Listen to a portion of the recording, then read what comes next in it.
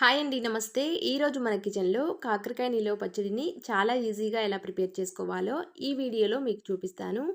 ఇక్కడ నేను కేజీ వరకు కాకరకాయలని తీసుకున్నాను. మీడియం సైజు ఉండే కాయల్ని తీసుకొని నీట్‌గా క్లీన్ చేసి తడి లేకుండా పూర్తిగా తుడిచి ఫ్యాన్ కింద ఆరబెట్టి తీసుకున్నాను. వీటిని ఇలా పొడవుగా ముక్కలుగా కట్ చేసి తీసుకున్నాను. నెక్స్ట్ ఇప్పుడు స్టవ్ మీద పాత్రను పెట్టి కేజీ కాకరకాయ ముక్కలకొచ్చేసి 750 గ్రాముల వరకు పల్లి నూనెని తీసుకుంటున్నాను. నూనె కొంచెం తక్కువ తినే వాళ్ళైతే ఒక 50 గ్రాముల నూనెని తగ్గించైనా తీసుకోవచ్చు. నూనె వేడైన తర్వాత ముందుగా నిలువుగా కట్ చేసిన కాకరకాయ ముక్కల్ని వేస్తున్నాను. ఇలా కాకరకాయ ముక్కలు వేసి మీడియం ఫ్లేమ్‌లో పెట్టి వీటిని చక్కగా ఫ్రై చేసుకోవాలి. ఈ కాకరకాయ నిలువ పచ్చడి కోసం తీసుకున్న ఈ ముక్కలు మరీ ఎక్కువగా ఫ్రై చేయకూడదండి. లైట్‌గా రంగు మారే వరకు ఫ్రై చేస్తే సరిపోతుంది. ఈ ముక్కలు ఫ్రై అయ్యేలోపు నెక్స్ట్ మరొక గిన్నెలోకి చింతపండుని నానబెట్టుకోవాలి. తినే పులుపుని బట్టి కొంచెం ఎక్కువ తక్కువ నానబెట్టుకోవచ్చు. ఇక్కడ నేను 80 గ్రాముల వరకు చింతపండుని తీసుకొని వేడి నీళ్లు పోసి నానబెడుతున్నాను. ఇప్పుడు ఈ గిన్నెని పక్కన పెట్టేసి ముందుగా స్టవ్ మీద ఉంచిన కాకరకాయ ముక్కల్ని ఒకసారి కలుపుకోవాలి. మధ్య మధ్యలో కలుపుకుంటూ ఫ్రై చేయాలండి. లేకపోతే అడుగున ఉన్నవి ఎక్కువ ఫ్రై అవుతాయి. పైన ఉన్నవి సరిగా ఫ్రై అవ్వవు కాబట్టి మధ్య మధ్యలో కలుపుకుంటూ మీడియం ఫ్లేమ్‌లో పెట్టి కాస్త లైట్‌గా రంగు మారే వరకు ఫ్రై చేస్తే సరిపోతుంది. ఇవి మరీ ఎక్కువగా డీప్ ఫ్రై చేసినా కానీ ఉప్పు, కారం అంతా కూడా చక్కగా పట్టవండి. అందుకని ఇక్కడ వీడియోలో చూపిస్తున్న విధంగా ఇలా లైట్‌గా రంగు మారితే సరిపోతుంది. ఇప్పుడు వీటిని ఒక గిన్నెలోకి తీసుకొని పక్కన పెట్టేసేయాలి. ఇక్కడ నేను కాకరకాయ పచ్చడి కోసం ముక్కలని నిలువుగా కట్ చేశాను కదండీ! కావాలంటే రౌండ్‌గానైనా కట్ చేసుకోవచ్చు. మీడియం సైజ్ ఉండే కాయల్ని తీసుకున్నాను కాబట్టి ఒక్కొక్క కాయని 4 ముక్కలుగా కట్ చేసి తీసుకున్నాను.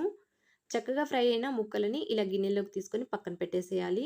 ఇప్పుడు ఈ పచ్చడిలోకి ఒక పొడిని ప్రిపేర్ చేయడం కోసం స్టవ్ మీద ఒక పాత్రని పెట్టి కొంచెం జీలకర్రని, కొంచెం మెంతులని, అలాగే కొంచెం ఆవాలు కూడా వేసి లో ఫ్లేమ్‌లో పెట్టి ఇవి కాస్త రంగు మారే వరకు ఫ్రై చేయాలి. లో ఫ్లేమ్‌లో పెట్టి వేయించుకుంటేనే ఫ్లేవర్స్ అన్నీ కూడా చక్కగా వస్తాయి.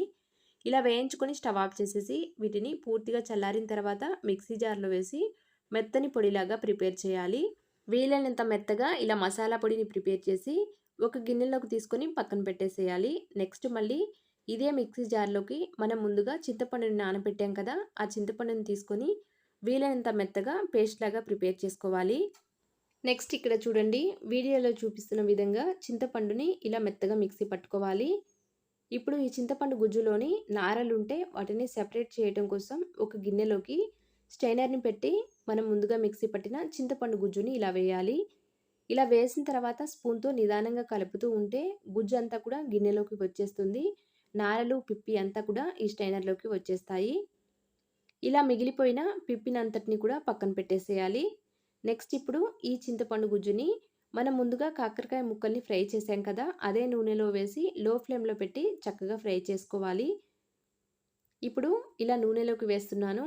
నూనెలోకి వేసి లో ఫ్లేమ్‌లో పెట్టి కొద్దిసేపు ఫ్రై చేయాలి. ఇలా ఫ్రై చేయడం వల్ల పచ్చడి ఎక్కువ రోజులు నిల్వ ఉంటుంది. అంతా కూడా ఇలా కలిపేసిన తర్వాత ఒక గుప్పెడు వరకు కరివేపాకును కూడా వేస్తున్నాను. కరివేపాకు వేసి చక్కగా ఫ్రై చేయాలి.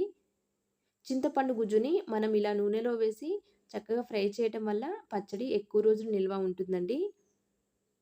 వీడియోలో చూపిస్తున్న విధంగా ఇలా చక్కగా వేగిపోయిన తర్వాత ఇప్పుడు స్టవ్ ఆఫ్ చేసేసి పక్కన పెట్టేసేయాలి.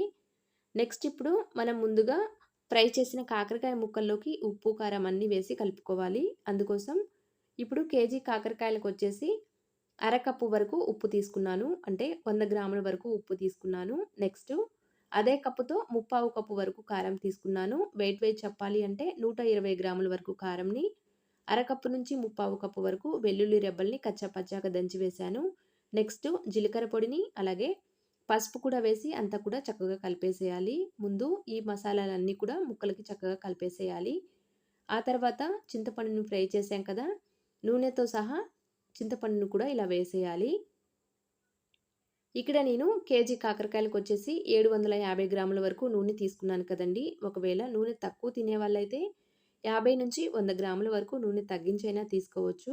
కాకపోతే ఇక్కడ మనం నిల్వ పచ్చడి ప్రిపేర్ చేస్తున్నాం కాబట్టి నూనె ఎక్కువ ఉంటేనే ఎక్కువ రోజులు నిల్వ ఉంటుంది. ఇలా అంతా కూడా కలిపేసి చక్కగా సర్ది మూత పెట్టి ఒక రోజంతా కూడా పక్కన పెట్టేయాలి. ఇలా పక్కన పెడితే పచ్చడి అంతా కూడా బాగా ఊరుతుంది. ఆ తర్వాత ఉప్పు, కారం ఏమైనా తక్కువ అనిపిస్తే మళ్ళీ వేసి కలుపుకోవచ్చు.